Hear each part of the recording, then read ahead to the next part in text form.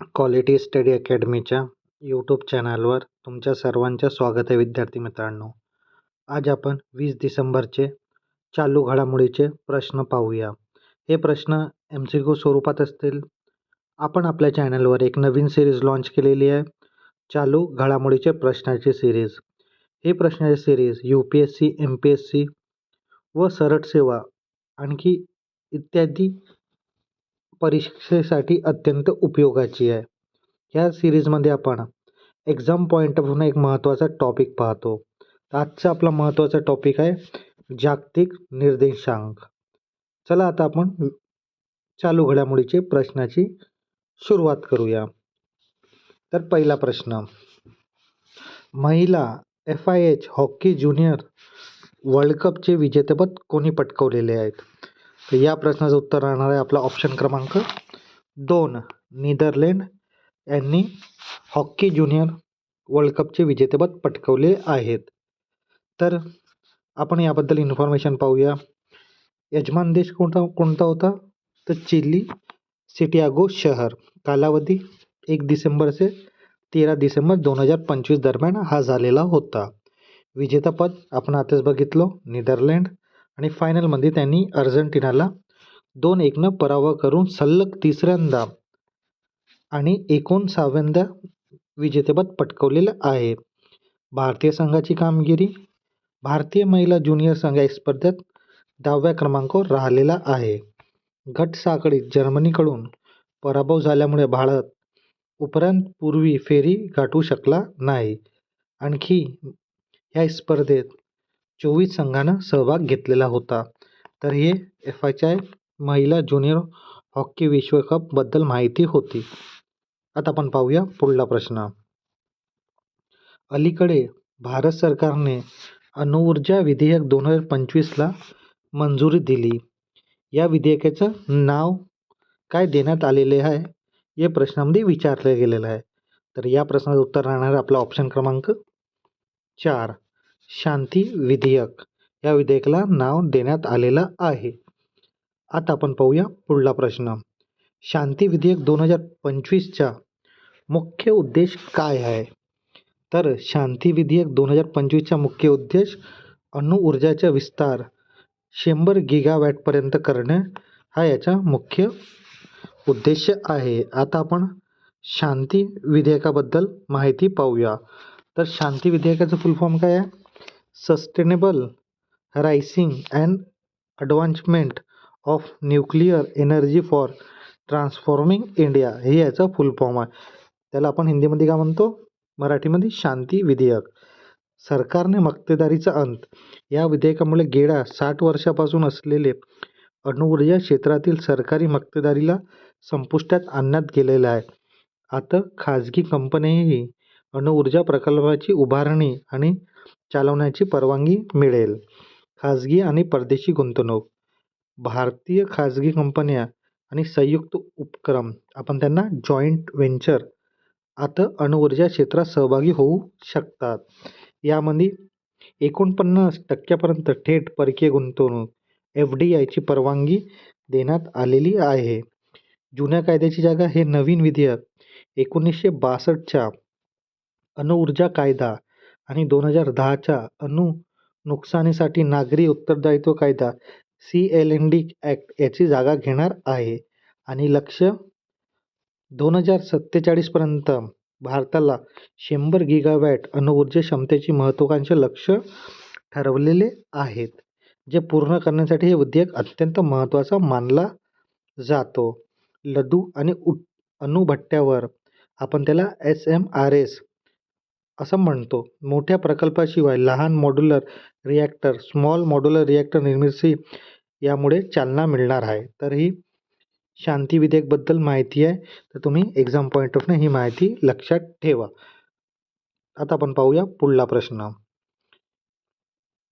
विकास भारत रामजी विधेयक 2025 खालीलपैकी कोणत्या योजनेच्या संरचनेत बदल करण्याशी संबंधित आहे? तर या प्रश्नाचं उत्तर राहणार आहे आपला ऑप्शन क्रमांक 2, मनरेगा. आता आपण पाहूया पुढला प्रश्न. इंडियाज बेस्ट अवॉर्ड 2025मध्ये सर्वोत्तम देशांतर्गत एअरलाइन्स बेस्ट डोमेस्टिक एअरलाइनचा पुरस्कार कोणाला मिळाला आहे? तर या प्रश्नाचं उत्तर राहणार आहे आपलं ऑप्शन क्रमांक 2. एअर इंडियाला हा पुरस्कार मिळालेला आहे. आता आपण पाहूया पुढला प्रश्न. कोणत्या विमानतळ जगातला सर्वोत्तम विमानतळ ठरलेला आहे? तर या प्रश्नाचं उत्तर राहणार आहे आपला ऑप्शन क्रमांक 4. चांगी विमानतळ हा जगातला सर्वोत्तम विमानतळ ठरलेला आहे. आता आपण थोडक्यात माहिती पाहू. सिंगापूरच्या चांगी विमानतळ हे जगातला सर्वोत्तम उत्कृष्ट आणि व्यस्त विमानतळापैकी एक मानलं जाते. 2025मध्ये याला जगातला सर्वोत्तम विमानतळाचा मान मिळालेला आहे. तर ही विमानतळ कुठे आहे? तर हा विमानतळ सिंगापूरमध्ये आहे. आता आपण पाहूया पुढला प्रश्न. अलीकडे पोंडरू खादीला GI टॅग देण्यात आलेला आहे. तर हे कोणत्या राज्यातील उत्पादन आहे? तर या प्रश्नाचं उत्तर राहणार आहे आपला ऑप्शन क्रमांक 4. आंध्र प्रदेशचा हा कोडगू खादीला GI टॅग मिळालेला आहे. आता आपण पाहू पुढला प्रश्न. 2025 WTA प्लेयर ऑफ द इयरचा पुरस्कार कोणी जिंकलेला आहे? तर या प्रश्नाचं उत्तर राहणार आहे आपला ऑप्शन क्रमांक 3. आर्यना सबालेंकाला हा पुरस्कार मिळालेला आहे. तर 2025 WTA सर्वोत्तम खेळाडू अरिना सबालेंका ठरलेली आहे. सबालेंकाला सलग दुसऱ्या वर्षी WTA player of the year हा पुरस्कार जिंकलेला आहे. तिने 2025च्या हंगामात शेवट जागतिक क्रमवारीवरती नंबर 1 वर्ल्ड नंबर 1 खेळाडू म्हणून केली. या वर्षात तिने US ओपन, ग्रँड स्लॅमसह एकूण 4 विजेतेपद पटकावलेले आहे आणि विक्रमी बक्षीस रक्कम मिळवली आहे. तर हे अरिना सबालेंकाबद्दल इन्फॉर्मेशन आहे. हे एक्झाम पॉईंट महत्त्वाची इन्फॉर्मेशन आहे. आता आपण पाहू पुढला प्रश्न.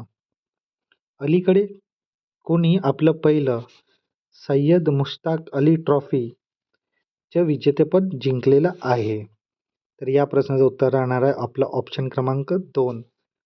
झारखंडनं आपले पहिले सय्यद मुश्ताक अली ट्रॉफीचे विजेतेपद जिंकलेलं आहे. तर आता आपण त्याबद्दल थोडी इन्फॉर्मेशन पाहूया. 2025-26च्या हंगामी विजेतेपद झारखंड यांनी जिंकलेले आहे. हे याचं पहिलं विजेतेपद आहे. त्यानं कोणाला हरवून हा विजेतेपद पटकावलेले आहे? तर हरियाणा याला हरवून. अंतिम सामना 18 डिसेंबर 2025 रोजी पुण्याच्या गहुजे स्टेडियमवर झाला.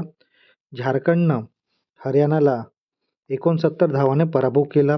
स्टार खेळाडू झारखंडचे कर्णधार ईशान किशननं अंतिम सामन्यात 101 धावांची धडाकेबाज खेळी केली आणि ही स्पर्धेमध्ये सर्वाधिक 517 धावा केल्या. तर झारखंडचा कर्णधार कोण आहे? ईशान किशन. बद्दल माहिती तुम्ही लक्षात ठेवा की आखरी सामन्यात 101 धावाची धडाकेबाज बल्लेबाजी केली आणि ह्या स्पर्धेत सर्वाधिक 517 धावा पण ईशान किशननं केलेले आहेत. तर ही माहिती सय्यद मुश्ताक ट्रॉफीबद्दल होते. आता आपण पाहूया पुढला प्रश्न.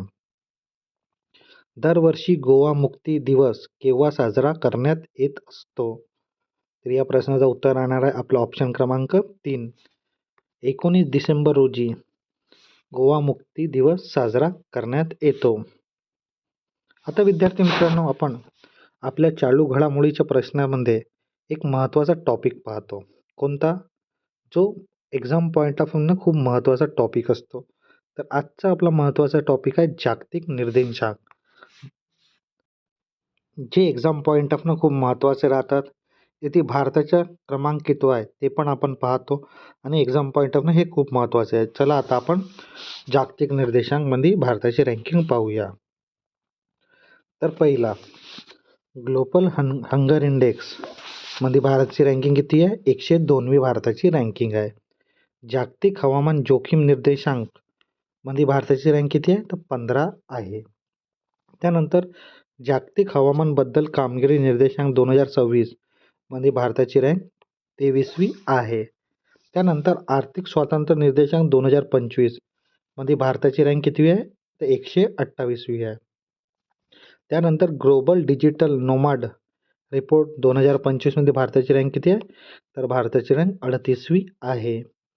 त्यानंतर ग्लोबल इनोव्हेशन इंडेक्स 2025मध्ये भारताची रँक किती आहे तर 38वी भारताची रँक आहे. त्यानंतर वर्ल्ड टॅलेंट रँकिंग 2025मध्ये भारताची रँक 63वी आहे. त्यानंतर एनर्जी ट्रान्झिशन इंडेक्समध्ये भारताची रँक कितवी आहे तर 71वी भारताची रँक आहे. ग्लोबल जेंडर गॅप रिपोर्ट 2025मध्ये भारताची रँक किती आहे तर 131वी भारताची रँक आहे. त्यानंतर मानवीय विकास निर्देशांक 2025मध्ये भारतचा रँक किती आहे तर भारतचा रँक 130वा आहे.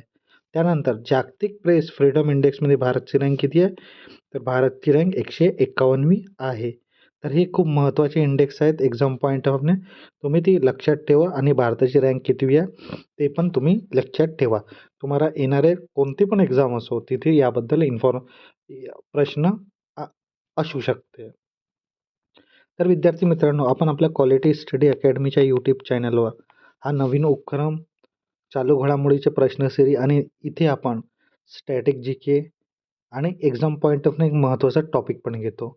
तर तुम्हाला हे सिरीज कशी वाटत असेल ते तुम्ही कमेंट बॉक्समध्ये सांगा. तुम्हाला ही सिरीज जर आवडत असेल तर नक्की लाईक करा आणि क्वालिटी स्टडी अकॅडमीच्या चॅनलला सबस्क्राईब करायला विसरू नका. असेच महत्त्वाचे व्हिडिओ आणि इन्फॉर्मेशन तुम्हाला क्वालिटी स्टडी अकॅडमीच्या यूट्यूब चॅनलच्या माध्यमातून मिळेल. तर सबस्क्राईब करायला विसरू नका. धन्यवाद.